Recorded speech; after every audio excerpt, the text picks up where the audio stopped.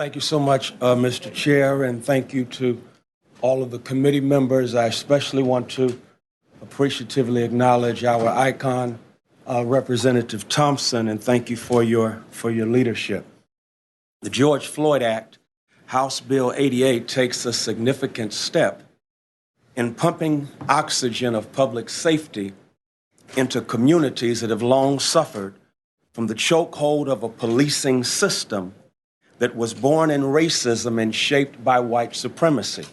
One of the things that has not been acknowledged is that our policing system was birthed during the slave patrols.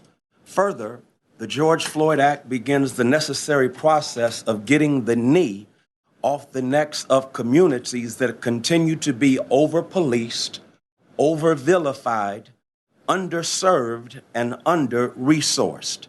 And so I'm here to make a moral appeal to pass this act that will memorialize George Floyd, but most importantly, bring new or breathe new life of justice into public safety.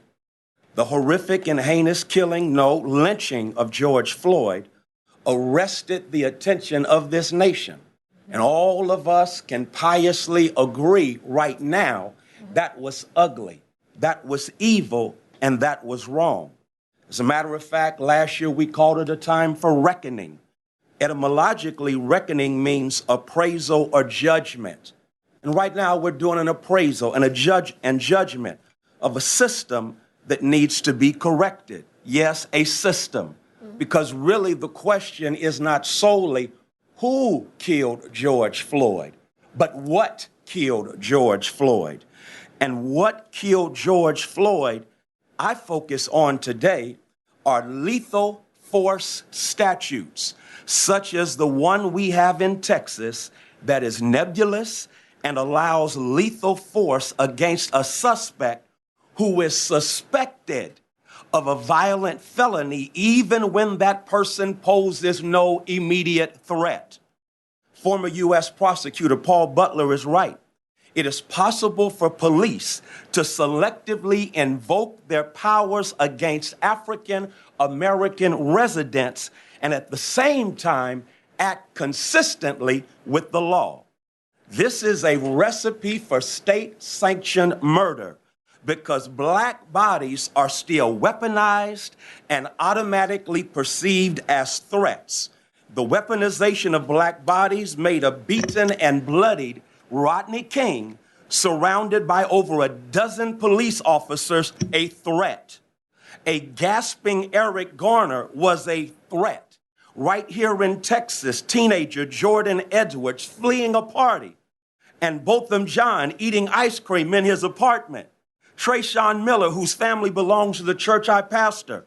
All of them were perceived as threats because their black bodies have been weaponized in these disunited states. Bishop. As a matter of fact, they don't receive. Oh, go ahead and finish your sentence. Okay, they don't receive the kind of treatment that the Dylan Roofs receive. Okay, Bishop. After Dylan Roof engages in murder. And Bishop, so we get your point. We got to get this right. Everybody's got to be treated the same.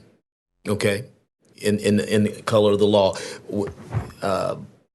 I wanted to sit and listen to you more. It's very compelling testimony, but I've got a red light there. So thank you for coming to your Capitol and challenging us and inspiring us at the same time to do the right thing, Bishop. The chair recognizes Vice Chair Bowers.